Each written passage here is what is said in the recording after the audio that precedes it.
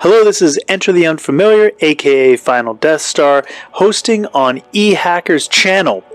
Well, I have this little theory, shall we say, that Elon Musk may know something a little more than he's letting on about possibly something coming upon the planet, something approaching the planet that might put Earth in harm's way, direct harm to Earth. And this maybe is why he has this obsession. He's intently persistent on wanting to get off planet to make the human race a spacefaring civilization.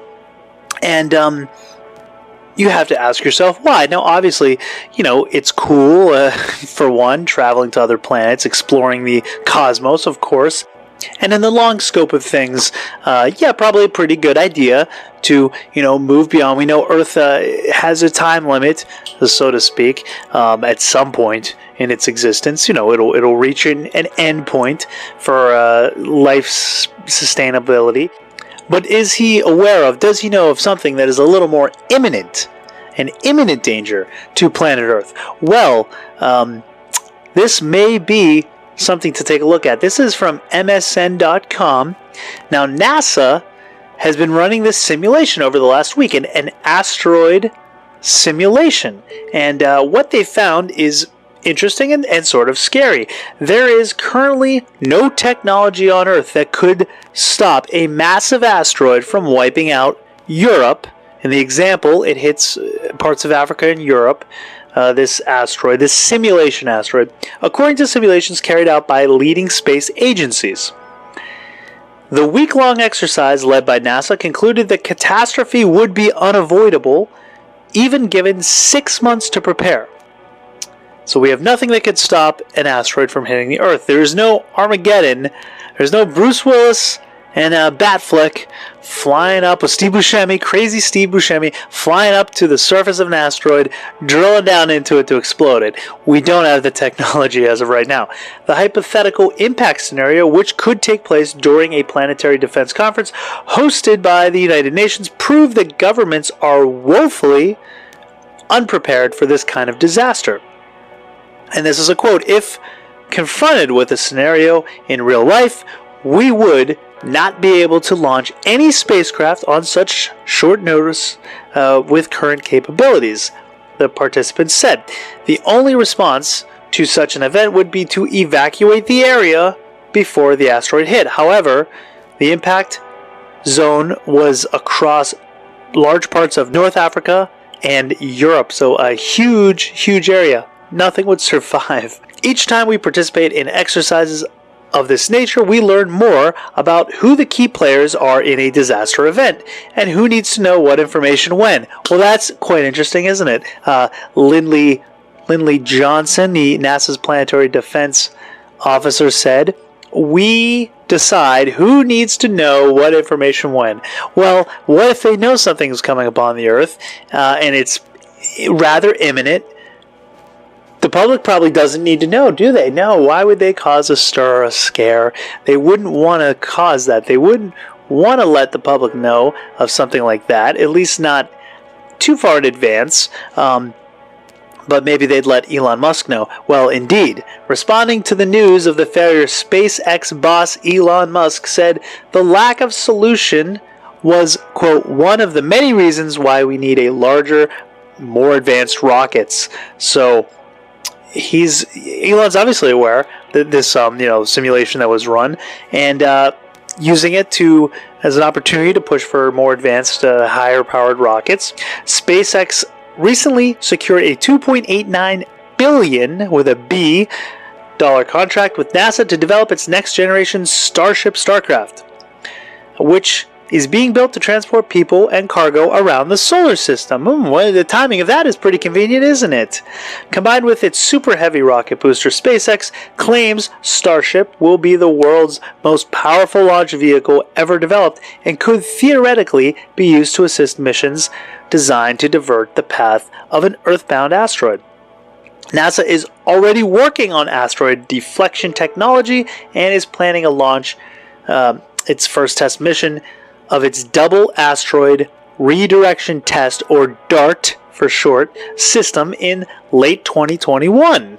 They're really moving ahead pretty quickly with this, before reaching the asteroid Dimorphos in autumn of 2022. The mission will attempt to change the orbit of the asteroid and hopefully offer proof that such mitigation could work on a dangerous NEO, or near-Earth object, in the future. DART will be the first test for planetary defense, and data returned after its impact after it impacts Dimorphos will help science better understand one way we might mitigate a potentially hazard NEO discovered in the future. While the asteroid DART impacts poses no threat to Earth, it is in the perfect location for us to perform this test of technology before it actually might be needed.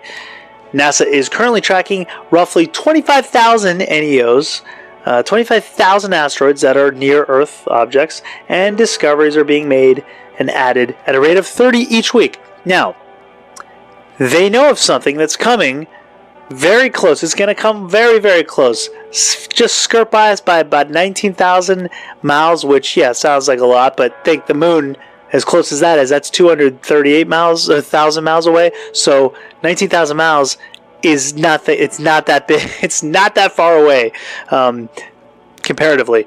So they know of this asteroid called Apophis that's going to be making its flyby. They first said, NASA said there was a good chance it was going to hit us, and now they're retracting that and saying, well, it's probably going to fly by. It's probably not going to hit us. It's going to maybe come within our satellite range, though. It's going to fly between us and the moon, so it's going to get that close.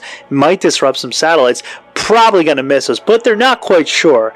Not quite sure. It's going to also fly by with a higher probability, they're saying, of impacting in 2036 and then again in 2068.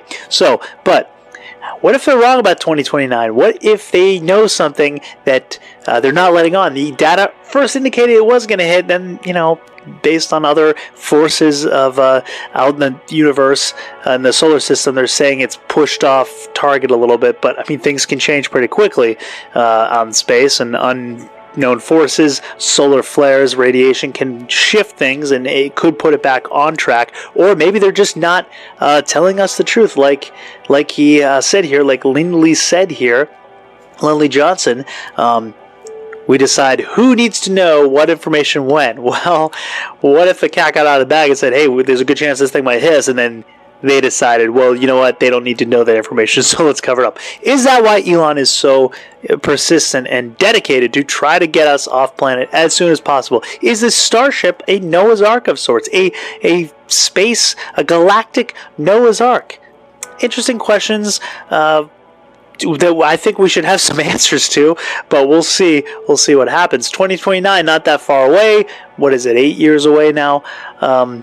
We'll see how this thing tracks. We should be able to start getting a better read on it as it gets closer, so hopefully they will allow us to know the information, but as they've said themselves, they decide who needs to know when, and I don't know where the public falls in that chain of command. So there you have it. Thank you for watching. My name again is Final Death Star, aka Enter the Unfamiliar. You can find me over on my YouTube channel, Enter the Unfamiliar. I do deal with the paranormal, the UFO phenomenon, oddities of the universe, strange histories, hidden mysteries, and biblical prophecies. So if you're interested in that kind of crazy stuff, come check us out. I do a live show every Sunday night at 6 o'clock Pacific Standard Time as well. Thank you for watching.